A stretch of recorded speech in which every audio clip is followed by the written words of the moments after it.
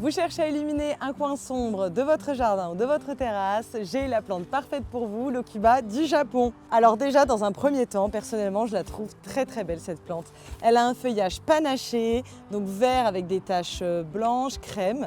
Je trouve que c'est très joli, elle est persistante. Ses feuilles, en plus d'être lumineuses de par leur couleur, le sont également car elles sont bien brillantes. L'autre avantage de cette plante, c'est que vous pouvez la mettre proche d'un mur. Ses racines sont totalement inoffensives. Pourquoi j'ai parlé d'illuminer? Au niveau de l'exposition, elle aime l'ombre ou la mi-ombre. C'est une autre force de cette plante. Elle va vous faire des petites fleurs assez discrètes, mais ensuite des jolis baies rouges qui contrastent à merveille avec la couleur de son feuillage. Ce qui donne une allure presque un peu de Noël. Personnellement, je trouve ça très joli. Mais bonne nouvelle, c'est même pas nécessaire de la tailler pour garder un port bien arrondi. Ici, vous l'avez en petit sujet.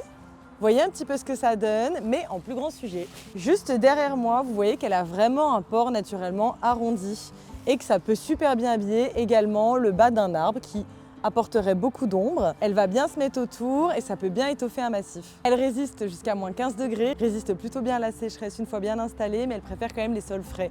D'où l'avantage de la mettre à l'ombre. Vous pouvez la mettre en pleine terre, en massif, comme ici par exemple, en sujet isolé ou même en haie, ça fonctionne très bien, mais ça peut aussi être intéressant en pot, grâce à son port naturellement arrondi. Juste ici, vous avez les petites baies rouges qui arrivent. Pour l'instant, elles sont vertes, mais elles vont devenir rouges avec le temps. Autre gros avantage de l'Okuba du Japon, c'est qu'elle est totalement inoffensive pour nos petites bêtes. Chat, chien, c'est sans risque pour tous les animaux. Elle s'adapte donc pour les grands jardins et pour les plus petits. Si réaliser un massif avec l'Okuba du Japon vous intéresse, je vous conseille de l'associer avec les camélias du Japon, bambou fargesia, les hostas et les fougères en couvre-sol et pourquoi pas de beaux hortensias. Ceux-là sont caducs mais ils ont une floraison spectaculaire, ça ira très bien aussi avec le port arrondi de l'Okuba.